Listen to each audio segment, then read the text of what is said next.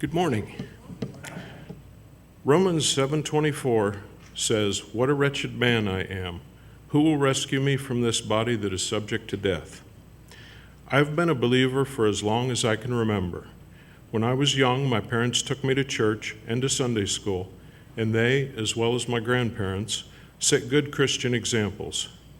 But I always felt like I fell short. I felt like I was just going through the motions. I wanted to do better, but I did not know how. This led me to feel a lot of guilt and shame and caused me to wonder if I really was a Christian.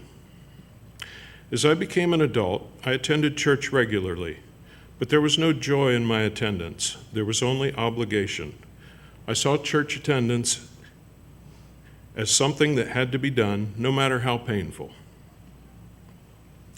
Then, during a communion service, I noticed a flaw in a cross. It was something I had not noticed before.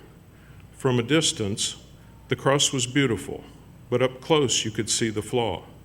This was a revelation to me, the fact that a flaw does not eliminate worthiness.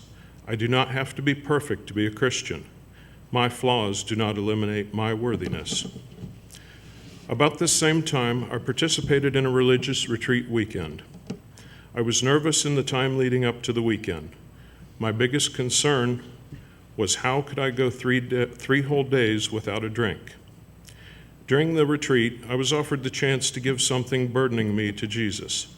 I wanted to give him my drinking, but I was afraid I was too weak to stop drinking. I gave him something else instead. I did not realize that it was not a question of how weak I am, but how strong he is.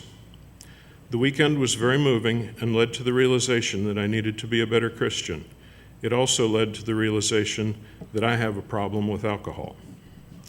After the retreat, with the help of a friend, I started attending a Christ-centered 12-step program. This program taught me the need for forgiveness, the need to be forgiven, as well as the need to forgive others. I learned that there are many things I cannot do for myself. I learned to more fully rely on Jesus and his power. This was not an easy journey, but taking one day at a time has led to over 6 years of sobriety. There are many different types of addictions and problems, but with help, change is possible. If there is a problem in your life, look for help. I now have a greater acceptance of myself and my flaws. I have asked for forgiveness, and I have forgiven others. This process of forgiving and being forgiven continues every day. This has given me greater peace. It has allowed me to actually do better. My church attendance has become something to look forward to. I join in many social events at the church, including Bible study. I am able to use the gifts that God has given me to serve the church.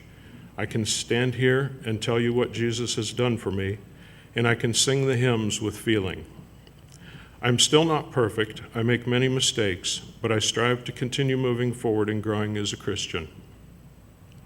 2 Corinthians 12:9 says, "But he said to me, 'My grace is sufficient for you, for my power is made perfect in weakness.